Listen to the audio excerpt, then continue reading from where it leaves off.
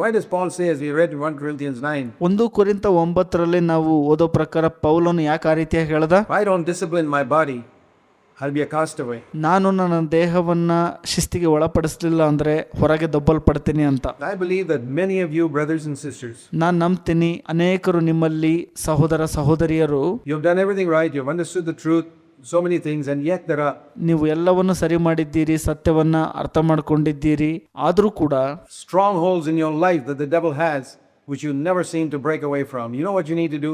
ಸೈತಾನನು ನಿಮ್ಮ ಜೀವಿತದ ಮೇಲೆ ದೊಡ್ಡ ಹಿಡಿತವನ್ನ ಸಾಧಿಸಿದ್ದಾನೆ. ಅದರಿಂದ ಮುರಿದುಕೊಳ್ಳಲು ನಿಮ್ಮ ಕೈಲಿ ಆಗ್ತಿರೋದಿಲ್ಲ.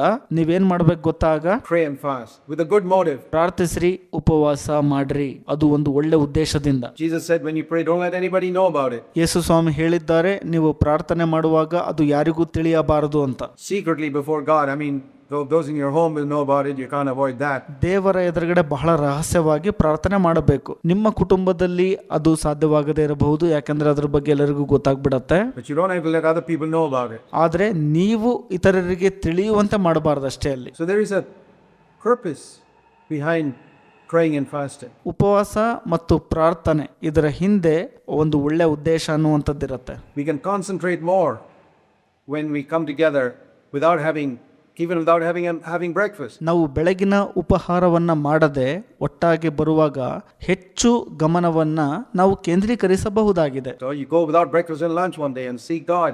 ನೀವು ಒಂದು ದಿನ ಆ ಒಂದು ಬೆಳಗಿನ ಉಪಹಾರ ಅಥವಾ ಊಟವನ್ನ ಬಿಟ್ಟು ದೇವರನ್ನ ಹುಡುಕ್ರಿ. You're able to concentrate more, your mind is focused on the Lord. ಆಗ ನೀವು ಹೆಚ್ಚು ಗಮನವನ್ನ ಕೇಂದ್ರೀಕರಿಸ್ತೀರಿ, ನಿಮ್ಮ ಮನಸ್ಸು ಕರ್ತನ ಕಡೆ ಹೆಚ್ಚು ಗಮನವನ್ನ ಕೇಂದ್ರೀಕರಿಸಿರುತ್ತವಾಗ.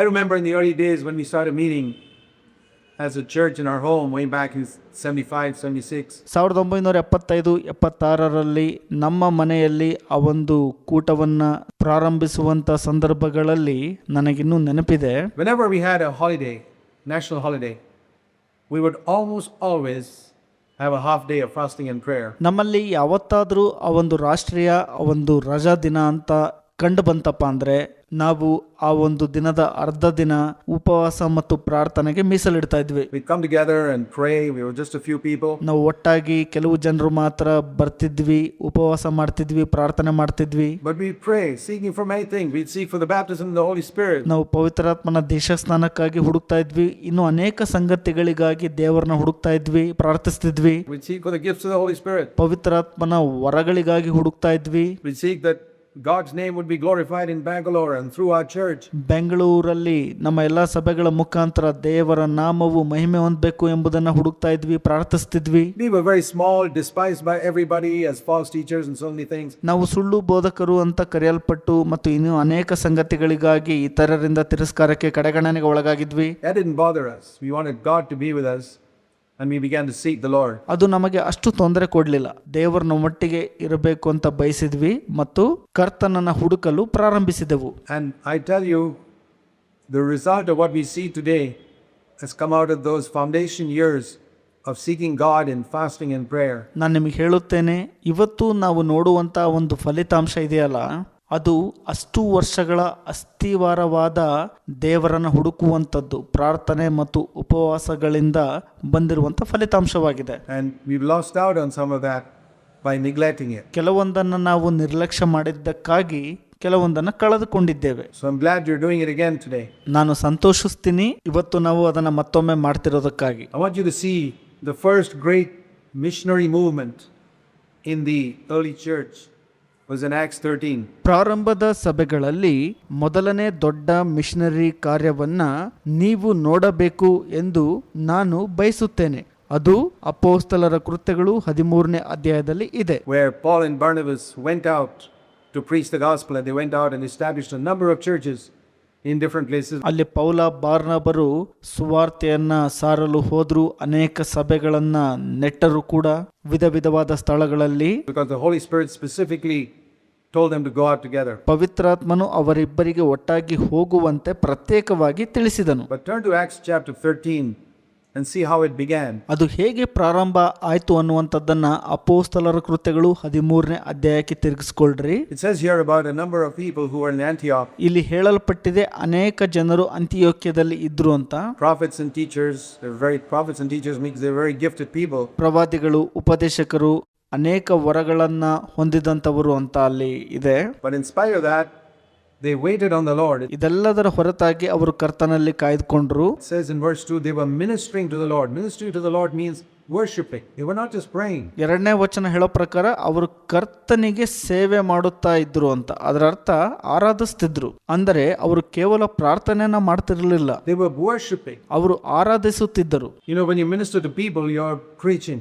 ನೀವು ಮನುಷ್ಯರಿಗೆ ಸೇವೆ ಮಾಡುವಾಗ ಬೋಧನೆ ಮಾಡ್ತಿರ್ತೀರ ಅವರಿಗೆ. When you minister to the Lord, you're worshiping. ಆದರೆ ನೀವು ಕರ್ತನಿಗೆ ಸೇವೆ ಮಾಡುವಾಗ ನೀವು ಆರಾಧಿಸ್ತಿರ್ತೀರಿ. When you're praying, you're not ministering to the Lord, you're asking the Lord. ನೀವು ಪ್ರಾರ್ಥನೆ ಮಾಡುವಾಗ ಕರ್ತನಿಗೆ ಸೇವಿಸುತ್ತಿರುವುದಿಲ್ಲ, ಅದರ ಅರ್ಥ ನೀವು ಏನೋ ಒಂದು ಕೇಳ್ತಿರ್ತೀರಿ. It says they were worshiping the Lord, praising Him, giving Him glory, and doing it with fasting. ಅವರು ಕರ್ತನನ್ನ ಆರಾಧಿಸುತ್ತಿದ್ದರು, ಸ್ತೋತ್ರ ಮಾಡುತ್ತಿದ್ದರು, ಆತನಿಗೆ ಮಹಿಮೆಯನ್ನು ಸಲ್ಲಿಸುತ್ತಿದ್ದರು ಮತ್ತು ಅದನ್ನ ಉಪವಾಸದಿಂದ ಮಾಡುತ್ತಿದ್ದರು. And while they were in this process of fasting and ministering to the Lord, the Holy Spirit spoke. ಅವರು ಯಾವಾಗ ಈ ಒಂದು ಉಪವಾಸದಲ್ಲಿದ್ಕೊಂಡು ಕರ್ತನಿಗೆ ಸೇವಿಸುತ್ತಿದ್ರಲ್ಲ, ಆಗ ಪವಿತ್ರಾತ್ಮನು ಅವರೊಟ್ಟಿಗೆ ಮಾತನಾಡಿದನು. Why didn't the Holy Spirit speak in the very first minute?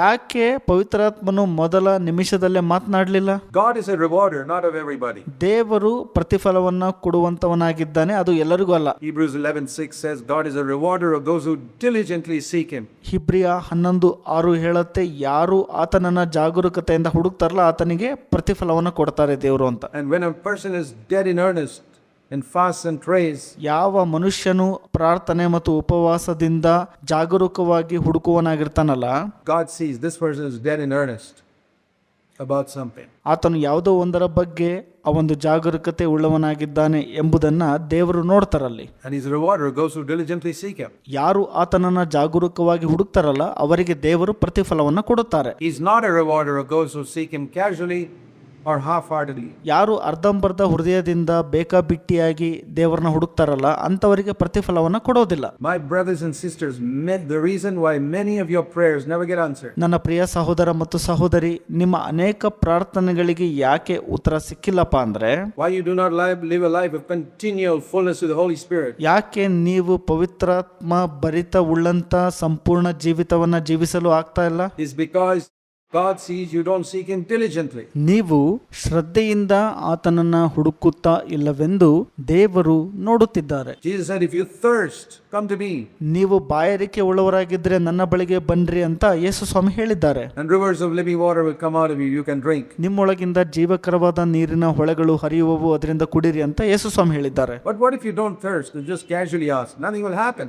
ನೀವು ಬಾಯಾರಿದವರಾಗಿರದೆ ಸುಮ್ಮನೆ ಬೇಕಾಬಿಟ್ಟಿಯಾಗಿ ಕೇಳುವಾಗ ಏನಾಗತ್ತೆ? ಏನೂ ಆಗಲ್ಲ. You got to thirst, you got to long for it. ನೀವು ಅದಕ್ಕಾಗಿ ಬಾಯಾರಿದವರಾಗಿರಬೇಕು ಮತ್ತು ಬಯಕೆ ಉಳ್ಳವರಾಗಿರಬೇಕು. It says, I'll pour water upon the dry ground. ನಾನು ಒಣ ಭೂಮಿಯ ಮೇಲೆ ನೀರನ್ನು ಸುರಿಸುತ್ತೇನೆ ಎಂಬುದಾಗಿ ಅಲ್ಲಿ ಹೇಳಿದ್ದಾರೆ ಒಂದ್ ಕಡೆ. The dry ground is silently crying out to God. ಆ ಒಂದು ಒಣ ಭೂಮಿಯು ದೇವರಿಗಾಗಿ ಮೌನವಾಗಿ ಕೂಗಿ ಕರೆಯುತ್ತಿರುತ್ತದೆ. I'm dry, there's no water here. Pour some water on me. ನಾನು ಒಣಗಿ ಹೋಗಿದ್ದೇನೆ, ಇಲ್ಲಿ ನೀರಿಲ್ಲ, ನನ್ನ ಮೇಲೆ ನೀರನ್ನು ಸುರಿಸು ಅಂತ ಕೇಳುವಂಥದ್ದು. That's the silent cry of a dry ground. ಅದು ಆ ಒಂದು ಒಣ ಭೂಮಿಯ ಕೂಗಿನ ಕರೆಯಾಗಿದೆ. And when God sees that type of attitude, it says in Isaiah, I'll pour water on the dry ground and him that is thirsty.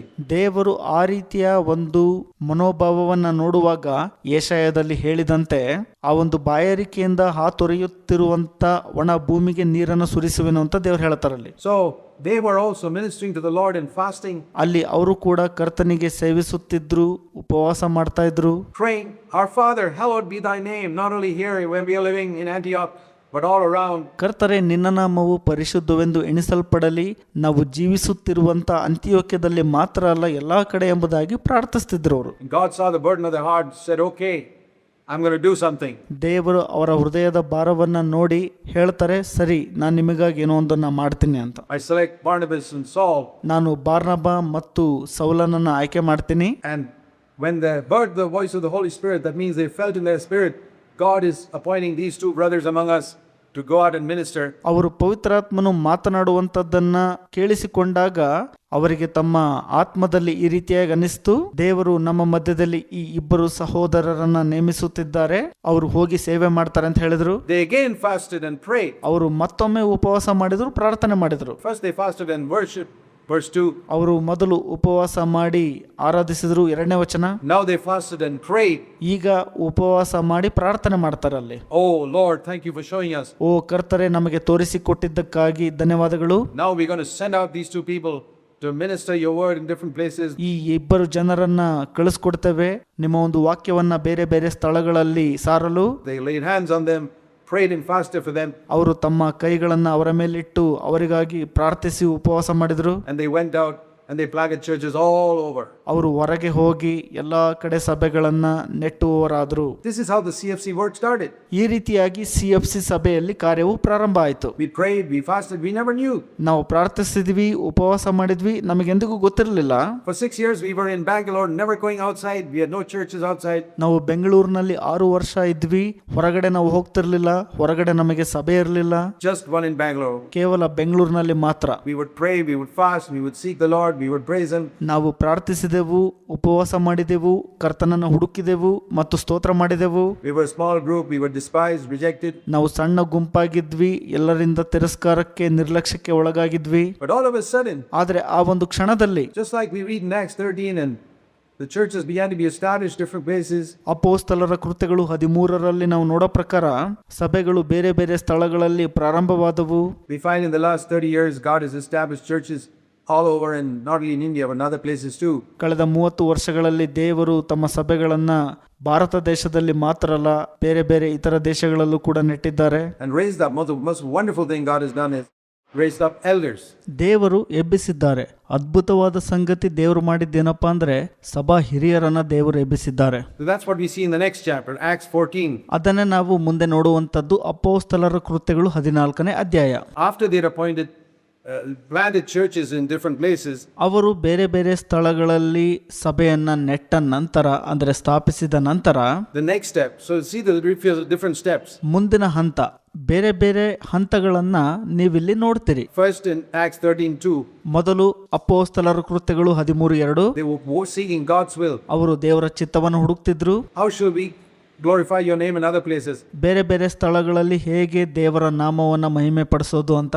To find out, they worshipped and fasted. ಅವರು ಅದನ್ನ ಕಂಡುಕೊಳ್ಳಲು ಉಪವಾಸ ಮಾಡ್ತಾ ಇದ್ರು, ಪ್ರಾರ್ಥನೆ ಮಾಡ್ತಾ ಇದ್ರು. Once God had spoken, second step, God said, send these people out. ದೇವರು ಅವರೊಟ್ಟಿಗೆ ಮಾತನಾಡಿದ ನಂತರ 2ನೇ ಹಂತ, ದೇವರು ಅವರನ್ನ ಹೊರಗಡೆ ಸೇವೆ ಕಳಿಸ್ರಿ ಅಂತ ಹೇಳಿದ್ರು. Again they prayed and fasted. ಅವರು ಮತ್ತೊಮ್ಮೆ ಪ್ರಾರ್ಥಿಸಿದ್ರು, ಉಪವಾಸ ಮಾಡಿದ್ರು. Remember, fasting every time. ಅವರು ಪ್ರತಿ ಬಾರಿ ಉಪವಾಸ ಮಾಡಿದ್ರು. And the third time, 3ನೇ ಸಲ, we see when Paul had planted these churches, and now he had to appoint elders. 3ನೇ ಸಲ ಪೌಲನು ಈ ರೀತಿಯ ಸಭೆಗಳನ್ನ ಸ್ಥಾಪಿಸಿದ ನಂತರ ಸಭಾ ಹಿರಿಯರನ್ನ ನೇಮಕ ಮಾಡುವಂತದ್ದನ್ನ ನೋಡ್ರಿ. It's a very big responsibility to appoint elders. ಇದು ಒಂದು ಬಹಳ ದೊಡ್ಡ ಜವಾಬ್ದಾರಿ, ಸಭಾ ಹಿರಿಯರನ್ನ ನೇಮಿಸುವಂತದ್ದು. It says in Acts 14:23, ಅಪೊಸ್ತಲರ ಕೃತ್ಯಗಳು 14:23, when they all came back after appointing churches, maybe a year or so later, ಅವರು ಸಭೆಗಳನ್ನ ಸ್ಥಾಪಿಸಿ ಸ್ವಲ್ಪ ವರ್ಷಗಳ ನಂತರ ಬಂದಾಗ, and the appointed elders having prayed with fasting. ಅವರು ಉಪವಾಸವಿದ್ದು ಪ್ರಾರ್ಥನೆ ಮಾಡಿ ಪ್ರತಿ ಸಭೆಯಲ್ಲಿ ಹಿರಿಯರನ್ನ ನೇಮಿಸಿದರು. Notice how at each stage there was fasting and prayer. ನೋಡ್ರಿ, ಪ್ರತಿ ಹಂತದಲ್ಲೂ ಕೂಡ ಅವರು ಉಪವಾಸ ಮಾಡಿದ್ರು ಮತ್ತೆ ಪ್ರಾರ್ಥನೆ ಮಾಡಿದ್ರು. They were dead in earnest about glorifying God's name. ಅವರು ದೇವರ ನಾಮವನ್ನ ಮಹಿಮೆಗೆ ತರಲು ಬಹಳ ಕಾತುರತೆ ಉಳ್ಳವರಾಗಿದ್ರು. They were dead in earnest about seeing that the word of God goes out. ದೇವರ ವಾಕ್ಯವು ಹೊರಗಡೆ ಎಲ್ಲಾ ಕಡೆ ಹೋಗ್ಬೇಕು ಅನ್ನುವಂತ ವಿಷಯದಲ್ಲಿ ಬಹಳ ಅಭಿಲಾಷೆ ಹೊಂದಿದ್ರು ಅವರು.